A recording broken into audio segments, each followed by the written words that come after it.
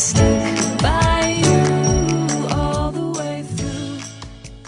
Welcome back to Her Rules Radio. This is Alexandra Jameson, your hostess, your life, health, and success mentor and coach. Now, today we're talking about owning all aspects of yourself, even the darkness. And this is truly in honor of you becoming the Renaissance woman that you are. You know, I've never liked being told what to do or who I'm supposed to be. In fact, one of my all-time favorite pieces of advice came from my grandmother, Bushka, who told me, never let anybody tell you who you are. But part of knowing who you are is really honestly and bravely looking at the parts of yourself that feel scary or even shameful, or the traumatic moments along your life path that brought you to where you are, healing them, looking at them, reconnecting with them, reconnecting with that part of you that was hurt, so that you can truly own all aspects of who you are. And that process of integrating your entire self is like this gorgeous treasure hunt that leads to a big, rich, powerful body of work. You know, if you've been listening for a while, you know some of my story. I was a vegan health coach and chef for years after our movie Super Size Me came out. And then I began to realize that the plant-based diet was too restrictive for most people and even dangerous for some of us. I'm still healing from the impact of my chronic anemia. And after 10 years of health coaching, I got itchy. You know, just focusing on people's eating and food choices wasn't serving people in the deepest way I knew was important and that they were even asking for. It was like putting a Band-Aid on a pinched nerve. So I started adding tools and teaching that I was exploring in my own life. Positive psychology became a foundational aspect of my work with clients.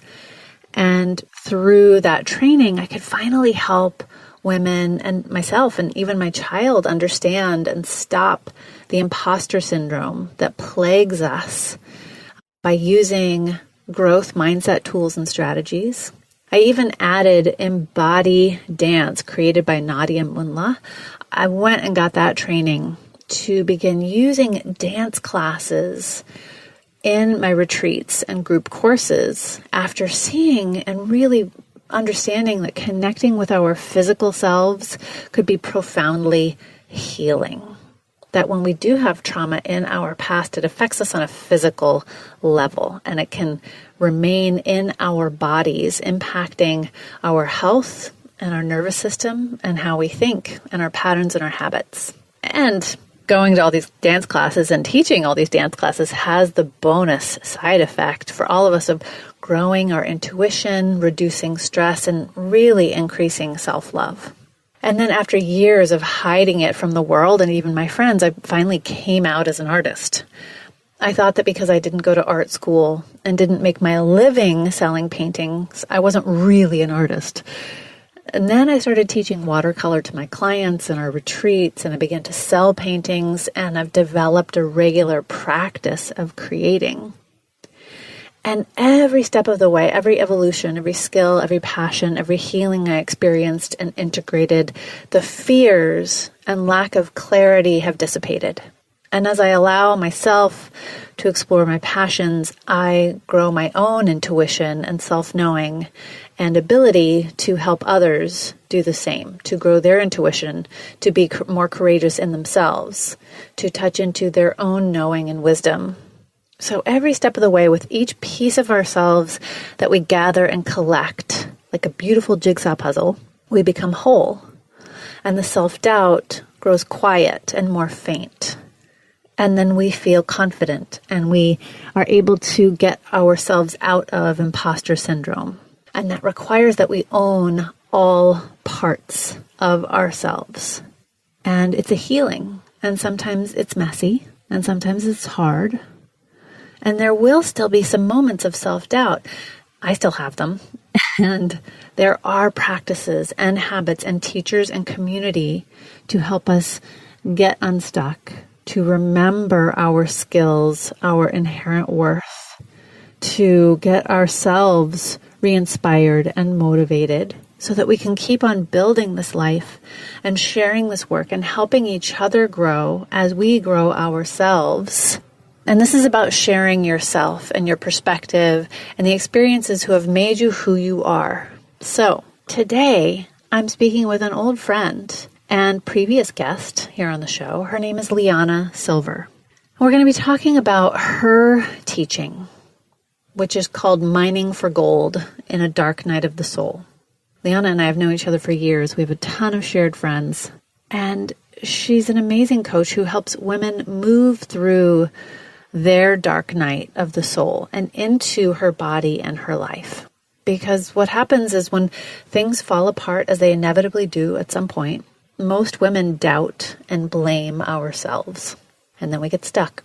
And through a unique process, Liyana helps women to stop self-criticism and second-guessing and to develop a kind mind, keen inner guidance, solid self-trust, and the ability to make good choices even in stressful circumstances. Liyana's first book was called Feminine Genius, The Provocative Path to Waking Up and Turning on the Wisdom of Being a Woman. Enjoy our conversation. Here we go.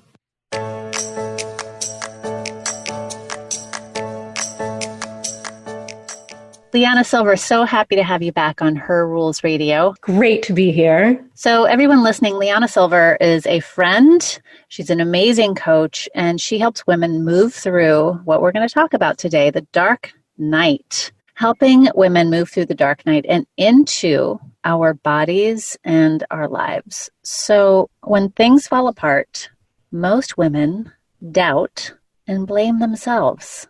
I have experience with this, Liyana. And you take us through a really unique process where each of us women can find where the self-doubt and the self-blame got installed in the first place. So I want to ask you first, because a lot of the listeners here they're endeavoring to do the deeply personal work that's going to help them heal old stuff and also help them succeed at what they want next. So I'm curious for the woman listening who's trying to balance those two things, right? Healing the past and moving forward and creating the future. Sometimes it's tough to know with everything we have going on. How do you know that you're in the dark night of the soul? Maybe you can explain what that means. Oh yeah, definitely. So I'm pretty sure that, well, let's just talk briefly about the phrase. I think it's a powerful phrase and one we've probably all heard and used. And sometimes we might use it a little bit, maybe in a throwaway sense. And there is a difference between going through something really difficult and a dark night of the soul. And there's no hierarchy. One is not better or worse, but we will just talk about maybe the difference. So a dark night of the soul really has to do with your soul. You know, it's some aspect of your being and what you had your heart wholeheartedly in that was sacred to you has really been shaken at its foundation. So it really touches your sense of identity. And there is a spiritual process at work. It doesn't matter what your religious orientation or preference or faith is at all, but it is about your soul. So how you know is you probably know. But, I like to have a checklist a little bit, So there's a couple markers. And one is that it is undeniable. Like literally you can't deny it. You might try. You might pretend it's not happening or logic or rationalize your way out of it, but it's happening. It is. The second thing is you feel really lost and unmoored. Like you don't know where you are. Maybe you've fallen off your path. You don't know who you are because, again, your identity feels really shaken. And, your inner demons are coming up or they're coming back up. The third thing is you cannot think your way out of it. You can't use your mind.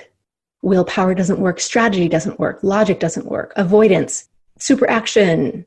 It doesn't work to get you out of it. And what used to work to have you feel like you and have you feel oriented in your life no longer works. I think the fourth thing out of 5 is that it feels impossible. And if you hear yourself thinking things like, or saying things like, I can't do this, it's too hard, it's impossible, this has gone on too long, I can't endure this any longer, I thought I healed this already, I thought it was over this, why is this coming back around? Those are markers that you're in one of these dark nights. And as I mentioned before, the fifth marker is that you're in a spiritual crisis. And again, that your connection to whatever you consider sacred or divine is deeply shaken. And you might really feel forgotten or abandoned or even betrayed by whatever that source is, whatever name you use. And this is, congratulations. You've completed your orientation around the Dark Night campus. So it's interesting, as you were saying the fourth one, like it feels impossible, and you hear yourself saying, I can't go on, this is never going to happen. It was the same exact words that I remember my midwife and my doula telling me as I was getting into labor. They were like, just so you know, there's going to be a point where you say, I can't do this. This isn't going to work. This is impossible. And they're like, that's the moment when we know it's going to happen. Yeah. Like we know it's coming when we hear that. Does that resonate? Absolutely. And like with labor and birth, it's not linear. It doesn't always progress in an orderly fashion. And so sometimes that can be really long and that can ebb and then come back around. Certainly, there is a mechanism at work, a spiritual mechanism at work. At the moment you say, I can't, like literally, I don't know how to do this, right? You are trying to fit yourself through that proverbial eye of the needle of whatever that is for you. You're trying to, help a baby get into the world, or you're trying to deal with the agony of someone you've lost, or, right, that there is some process. We don't know how you do it. And I'm happy to point at things that have worked for me or clients, but somehow you get yourself squeezed through this eye of the needle. And it is that process, that struggle, that is partly what the whole Dark Night of the Soul thing is about. And I can imagine there was something really important that you got or learned in that moment of your labor. And there is no one who can do that for us. There is no way to do it but go through. We hear that beautiful cliche, the way out is through. Yeah. It also, several of the points you brought up also remind me of several of the definitions of trauma that I've heard. That, you're disconnected from your identity, you feel shaken to your core, that kind of thing. Yeah, really true. One of the other definitions I really appreciate of trauma is a sense of shock, a shock and maybe horror at what's happened, but that the world is no longer the same as it was before. And there's often probably a trauma you experienced or are re-experiencing in a Dark Night of the Soul. So yeah. So that's interesting. And now I, more and more on this show, I am doing my research about my guests like yourself to ask the question, does this person either explicitly or do they just feel like they have done their own self-education around trauma-informed work? And for me, that just means like we know what trauma is. We know at least, the top dozen ways that it shows up for people and how they might be experiencing it as it relates to the topic that we're talking about. Because if we don't address it, we can re-trigger people. And as you're talking, it's not something that you can think your way through. It's not a strategy. It's a felt and experienced process. And that's what I hear from trauma counselors over and over and over again. So could you talk a little bit about that in your work?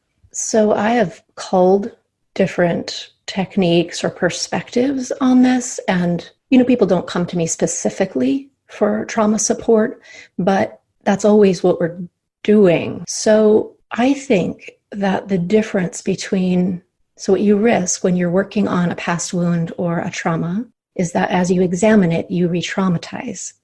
And what that can feel like is that you're experiencing it all over again. You are as young as you were when it first happened, or you are as vulnerable as you were, as overwhelmed as, in a life or death situation as it felt like you were. That's not great. That's not therapeutic. That's not healing.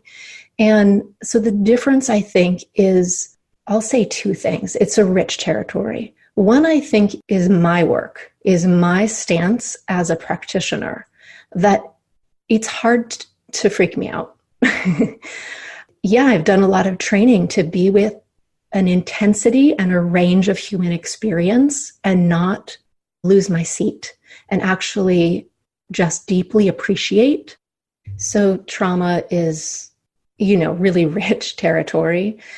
I think it's really important as we're working with past wounds. We do a couple of things. Like, we don't start a therapeutic process and risk re-traumatizing somebody. And by that, I mean that they're re-experiencing the same shock and overwhelm and danger. They're the same age, young age probably, they were when it happened, or some level of vulnerability. We don't want to go straight back into it and cause it to happen again, double down on it. And I think there's many things that help, but just two things to point out. I think part of it is me as the therapeutic person, the coach in my case, is that I have done a tremendous amount of training and work on myself to you can't freak me out. And meaning I won't lose my seat depending on where you go. I'll hold you wherever you go. I'm not going to get lost in it with you. And I think that is part of it, that even if we don't talk about that explicitly, there's a part of you that knows that you can let go and really experience things fully because I gotcha. And there isn't a part of me that is judging or, protecting myself from you. And that's a really healing space. The other thing is we got to go slowly. We want to go 1 or 2 steps outside of your comfort zone and not 20, because often it's going super fast and super intense. That can be re-traumatizing. So I think it's really important to start as soon as we can to help you understand, right? There is the person wanting to heal that trauma. How do you stay safe? How do you find in your own body a way to calm that trauma response? We got to go slowly, right? Because in the thick of it, you're not going to be able to do it. And so there are so many beautiful ways, to get technical. What goes on when we're feeling really triggered or re-traumatized is we are in fight or flight or freeze mode, and our heart rate is up, our blood pressure is up, we've got adrenaline, our pulse is probably really high, and sometimes our body is paying attention going, why is my heart rate so high? Why am I breathing so quickly? Oh, I'm freaked out because I'm freaked out. And that is what causes an anxiety or a panic attack, right? So what we want to go is, how do you as a person help yourself move from fight or flight or freeze into I'm okay. I really am. I can take a deep breath. There isn't absolute danger in this moment. I'm here. I'm safe. And that, I think, is probably one of the skills I would wish on every human being. And it's one of the skills we just don't get. We don't get unless we're really being purposeful. Yeah. So, having been through some of this work myself, I know that it can sound to people who have not yet gone into it, it can sound very overwhelming and painful. However, I know that that's not entirely true. Is there, what else besides confusion and suffering is available? What's possible to us in these dark times and through this work? Because of this it's usually an invitation, right? We think if something's fallen apart or we've suffered a tremendous loss, somehow we're being punished. We're being punished by the universe or a person or our lives or something. And it's been confirmed, you're wrong and bad. And this isn't the universe or worldview that I subscribe to. And I think it's a really useful one to say, this isn't a punishment, that this dark night or dark night of the soul is an invitation. And and I don't mean that in any fluffy way, because there's a lot of suffering and pain, and it's an invitation to, I would say some of these things might be available, maybe not all. This is a stripping away process. So it is stripping away pieces of your identity you don't need anymore or that aren't true anymore. Stripping away maybe outdated ways that you've connected to source or to other people meaningfully. It's deepening or a refinement or even an upgrade. What you needed to know yesterday is not what you need to know today. And it's this process that really invites you into this kind of maturation process to find those for yourself. There is a kind of humility and a kind of confidence that doesn't come any other way. And it's a little like, most people say who have lost a loved one or a child or something incredibly precious and are in a dark night of the soul, they would, of course, say, I would give all this spiritual transformation up in a hot second to have them back. Of course we would.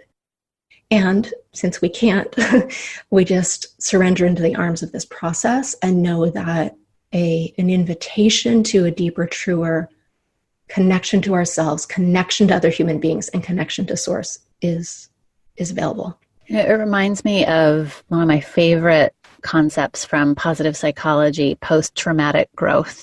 And, it's more common than post-traumatic stress disorder because, we don't just bounce back, we bounce higher. And it's a paradox that we have this feeling, all these feelings of powerlessness, yet we find our strengths and transformation through this process that you teach about. It's beautiful to put it that way. I can get excited for someone who's in it, who's really in it. And of course, all of our hearts go out. We would, if we could, we would snap our fingers and make someone feel better. And in fact, we don't want to do that. We can talk about that in a minute, like what not to do. Of course, we want people to feel better. And I can really get excited. Maybe excited's a little too strong of a word, but, say, I know the kind of expansion in your being and deeply rooted confidence in yourself and solidness that is coming. And that, I think, is one of the things we want most out of life, even if we can't articulate it. So in a way, I go, this is great. You're in this, and as you emerge, there is going to be riches. Yeah. Now, one of the questions I know I've heard myself ask, and I'm certain that your clients and readers have had this, it feels like it's such a human question, is why? Why do we have to, have this challenge in our life path to be in this mess in the first place? So it makes zero sense when we have a worldview that if you follow the rules and you are good, then life will be good. Then you will earn the favor of your God, right? And it's a deeply painful worldview to live into because there's no way to actually have that work. So if we look at it with a different lens, and that if you love, you will grieve. There is a death and rebirth cycle built into life itself. And in fact, we're not separate. You can see it in the natural world where the seasons go through summer and then fall and then winter and then spring. Why does winter happen? I wish it wouldn't happen. It's happening right now in my corner of the world, and I am railing against it. But the intelligence of the natural world knows that there needs to be a laying fallow time. There needs to be a fertile void. And in fact, everything is born from the darkness. A baby gestates in the womb where it's dark. A seed germinates deep in the ground. And so it is like we don't always like to or really feel a part of the natural cycle of life and the natural world because we're so modern and busy. And this is our real call to have access to that same intelligence, that they're just like the leaves get stripped off the trees in the fall. If you live where there's deciduous trees, this is a stripping away process and kind of brings you into this fertile void. Just to use one analogy, seeds start germinating in the winter. Like they start we see it in the spring and we see this really strong, awesome green little shoot coming out of the ground. But that process started in the dark of winter. And so it is, right? It's a tough time, And as you said, so yes, it's not all suffering, or eventually that suffering leads to some emergence and some, beautiful transformation. Yeah. I want to go back to your thought that, we have to feel our way through it. It's so hard for us to feel our feelings. You can speak to this because I don't think it just affects women. I think it affects men and women differently. Why is it so hard to feel our feelings, and why should we even try to? So just to give you an example, right? Like there you are, you're having some conversation or memory, and like you get this big flood of shame, and it feels like, wow, if I really feel this, I will die. So forget this. I'm going to get back on my computer. I'm going to go to the store and shop. I'm going to have another glass of wine, right? So to be geeky for a second, the reason it feels like we'll die from that feeling is that our brain senses physical danger or physical threat exactly the same way as emotional threat. Like we actually, your brain is actually telling you you might die from it. So you're not wrong. And we don't. Why it's really important that we learn how to do this, I feel like this is the root of human suffering, is that we just don't know how to feel our feelings. And we think these must be extraneous things like our appendix. Maybe we don't need these anymore. Maybe I can just think my way through, or I can just ignore this. I've grown out of this whole feeling thing. Yeah. They're just like, we're evolved, spiritual, humans in control of our bodies and minds, aren't we? What are these emotions? So first of all, if we don't feel our feelings, they really can mess us up, right? They can get stuck in our bodies and cause chronic illness and aches and pains. They can come out in bursts and really hurt us and hurt other people. The other thing is, I have come to see that each feeling is like your ally. It's like a being unto itself, like a little elf or gnome or something that's come from the other world, perches on your shoulder, and has a very specific message for you about what's important to you, about what's being stripped away, about where to reorient yourself next. And it is not common language that we have to learn that language. We have to understand how to decipher those messages, but it's an incredible partnership with a part of our humanity that most of us miss, that really, really brings some clarity into what is going on, especially in a dark night. Yeah, I've seen a couple of responses to this. I have this come up with my own clients, and I've had it come up in my own self, where the two of the fears that I've noticed are, if I go into this feeling, I will never get out of it again.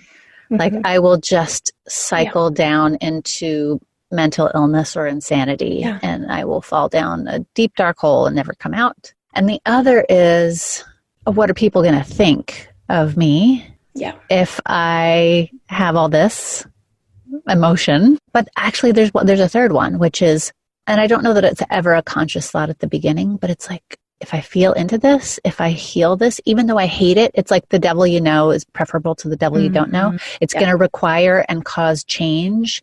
And even though I hate where I'm at right now, I don't know what the changed me will be. So I'm going to stick with this crap rather than the unknown crap that might be on the other side of change. Totally. And I think this goes for when we experience other people's emotions. I think all these things, well, at least I can't be around this because they might pull me down too. Oh yeah, for sure. For sure. So here's my theory, that when you were 1 or 2 or 3, there's going to be some time, the first time you experienced anger or shame or grief. You're tiny. You just got here, and this tsunami overtakes your body. You don't know what's going on. And probably the people in your life either didn't notice, didn't name it, probably told you to stop it, or maybe indicated in some way, they're not probably trying to do this, but indicated in some way, you cannot feel this and still be loved. So figure out how not to feel this. And so we don't know what's going on. We feel that we will lose belonging or love or loss of life if we really feel this. And that sticks with us. So we've never learned that all feelings have a life cycle. They stop like a storm, right? It starts, it gets really intense, and it has a complete ebb. It goes away. It has a natural life cycle, and we can hold on while we can actually let it complete. And just imagine if we had the ability to have caregivers around us who said, this might be anger that you're feeling. And where are you feeling it? In your body. Maybe you didn't have words for it. So maybe they would have said, when I experience anger like this, it gets really hot in my belly. And maybe they point to your belly. You're like, is that what's going on? Maybe they put a hand on your body, or maybe they hugged you. Maybe they said, yep, you can be angry. I still love you. Let it out. What else you got? What if they had reflected to you, you could feel this fully and then have it complete and still be connected to the people that you love? No, most of us don't get that. That's the heart of the work that we're doing, right? Or certainly that I'm doing. So that when we feel like there's a hole we're about to fall down into that we'll never get out, we can I don't know that feeling ever goes away, but I think that we can also have the presence of mind of, I've survived this before. I know this is a storm. I have the awareness that this is not necessarily so. And then there's this weird paradox that if I don't resist the feeling and can actually really lean into it and go with it, then doesn't last forever. Mm-hmm. But what we resist persists. And that is, deeply true. What will people think? Yeah. To fast forward ahead, I think one thing that happens as a dark night of the soul completes is a little bit of a less I'm not sure if I have that many fucks to give anymore. So, and I think it's perfectly fine to decide when you're going to feel stuff. To a degree you can, who can hold this with me? Who can witness this and not try to shut it down? Okay, I got to get the kids to school. And then I'm going to promise myself when I get back, I'm not going to distract myself, but I'm going to let myself feel what I got to feel. So I love your third point though, that the crappy way I'm feeling is infinitely better than the unknown me that's on the other side. This, I feel like, is the mind speaking. This is the mind that says, if I don't know it, I can't chart it and track it and label it, it's unsafe. And what happens is, I think that this is a real call in the world of feeling, in the world of intuition, in the world of creativity and art. It is the world where you're deeply held and loved unconditionally. This is, in a way, if you look at the world like this is the feminine space, and the mind is a more masculine space. And it's so good. It's like who you're becoming is just it's going to feel really right and really good. Mind can't quite comprehend that and so scared. But if it's helpful at all, the changed you will feel safe and will feel good. And it is a trust fall into that process, which I think we're all really grappling with. We live in a world that really mistrusts feelings, anything to do with the feminine, feelings and intuition and the body, loves the mind and loves to be in control of stuff. And even though this is about change, this is about flux, this is about chaos, this is about stuff you can't really see, that actually there is such a sense of being deeply held and loved that's available there. So we're talking about the feminine now here. Okay, yeah. Let's dive into this. So you wrote a great book called Feminine Genius, The Provocative Path to Waking Up and Turning on the Wisdom of Being a Woman. Came out a couple years ago. And, this dark night of the soul work is, you say, is a form of feminine energy. Yeah. It's a feminine path. And as you were just leading us out of the conversation kind of around loss of control, we have to kind of let go a little bit. So can you talk about why this darkness how does that relate to feminine energy? What does that mean? So feminine energy, it's a little like, if I were to describe it, feelings are feminine. as opposed to thoughts. Intuition is feminine, whereas I would say logic is more masculine. These are just ways to think about the different energies we all have access to in our bodies and psyches. Wonder and creativity, I would put in the realm of the feminine. A connection to the divine, I would put in the feminine, whereas the real connection to the material would be more masculine. And if you look around, well, let me say one more. Change. Change is the realm of the feminine, and constancy and predictability and control is the realm of the masculine. And if you look around, we love ourselves some masculine. We like to be in control. We like to think our way through. We like to predict and plan and have a goal and have things be a nice upward trending arrow of success and etc. And in so many ways, I think we mistrust the feminine in our own selves. We mistrust what we feel. We mistrust our inner knowing, we mistrust our change, all the ways that we ebb and flow. So let's just focus on that one. It is really obvious inside a female body who is menstruating or is a hormonal flux, right? It's just a little more obvious. This aspect of the feminine, which is change, which is a cycle, that life and death and rebirth cycle is built into the female body. It's built, whether you're actually menstruating or not, the hormonal body inside a female body is built to change and to go through 4 distinct phases in a month, or to go through phases, whereas the male body is more built hormonally to regulate. So the female body, or the feminine in general, this aspect of like, we're supposed to go up and down. We're supposed to change and change and change. And that's scary. It is unpredictable. You're going to need something different in each of those phases of change. And we just don't, we don't want things to change. We don't want to lose people. We don't want to lose control. And so, but the thing that happens is when we mistrust that feminine within our own selves, whatever gender we might be, or when we mistrust it out in the world, we are deeply cut off to half of ourselves, half of our humanity. You can see the world, we're extincting the human race because of this fear we have of the feminine.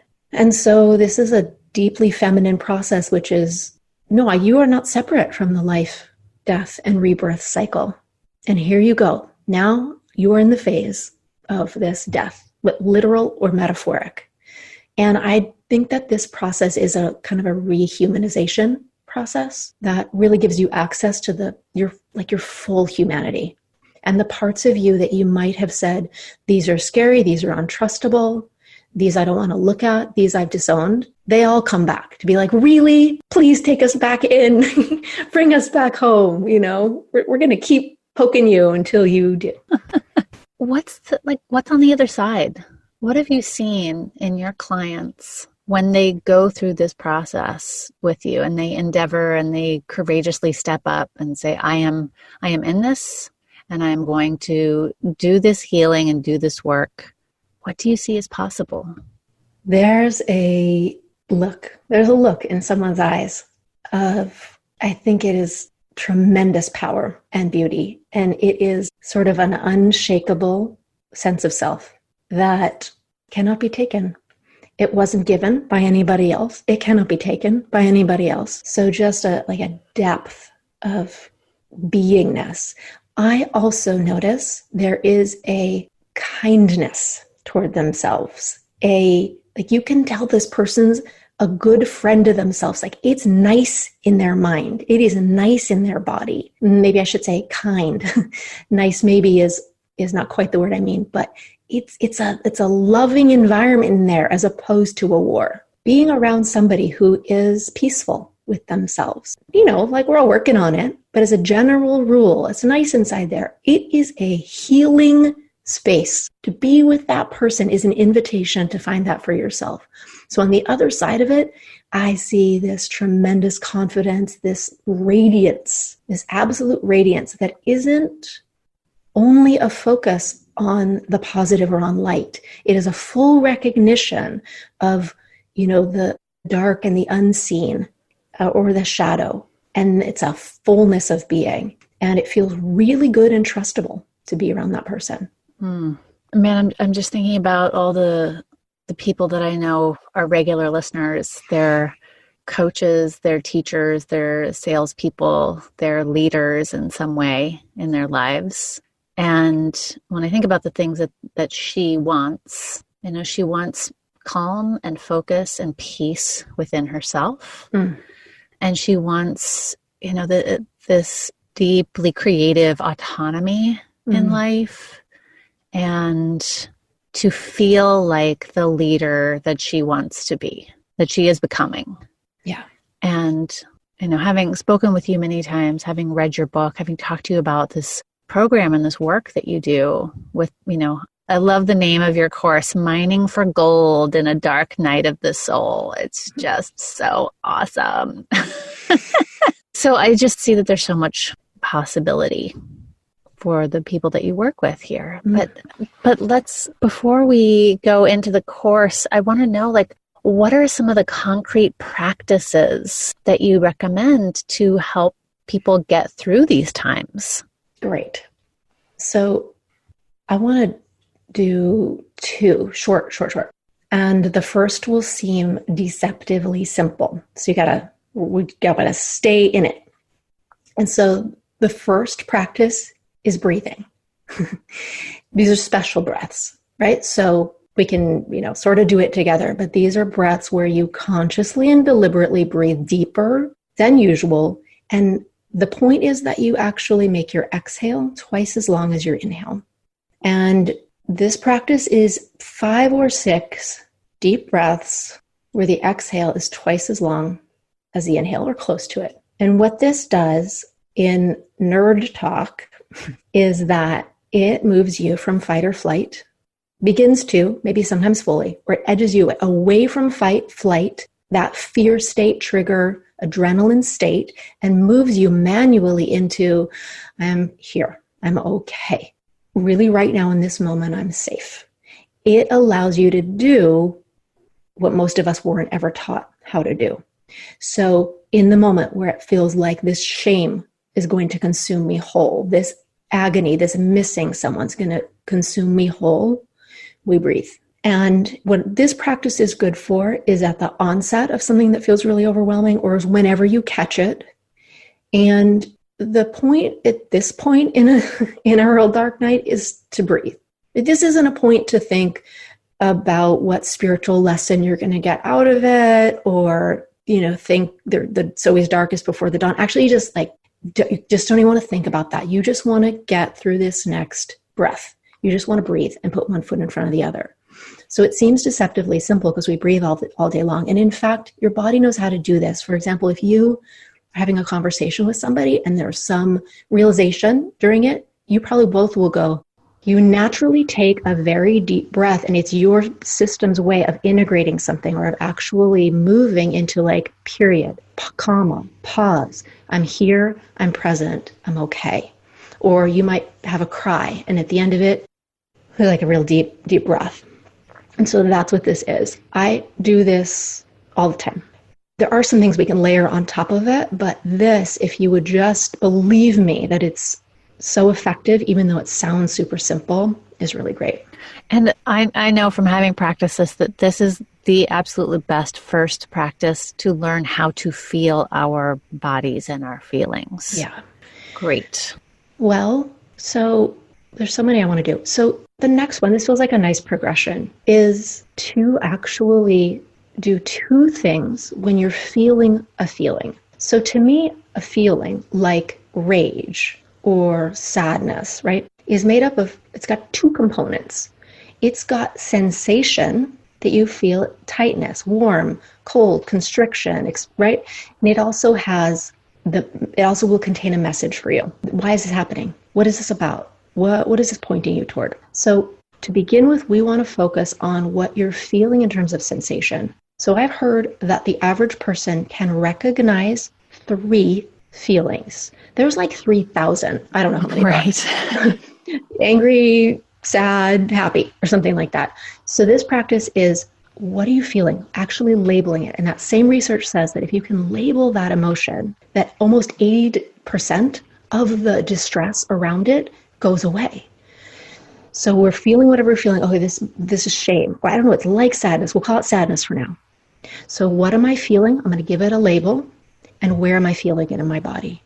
Right, okay, so I'm giving it a label. It's shame. And I'm feeling it in the pit of my stomach, like I want to throw up. And it seems like it's kind of like blue and green all together. Great. Great. So actually, I'd say that's probably 3 things. You label it. What could you possibly name this? Where are you feeling it in your body? And what are the sensations that go along with it?